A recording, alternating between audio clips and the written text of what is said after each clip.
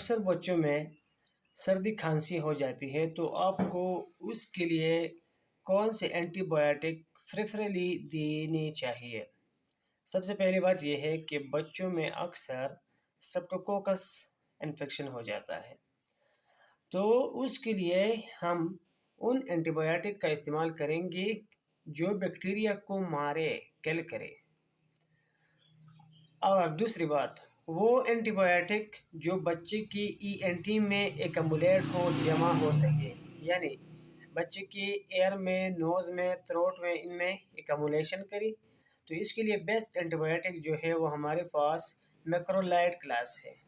میکرولائڈ class میں ایزیترومائسین 500 O D ہمیں 5 دن تک دینی چاہیے، یا کلیرترومائسین 500 ایم جی بی ڈی ہمیں دن میں دینی چاہیے۔ یہ ہمارا فرسٹ چوائس ہے۔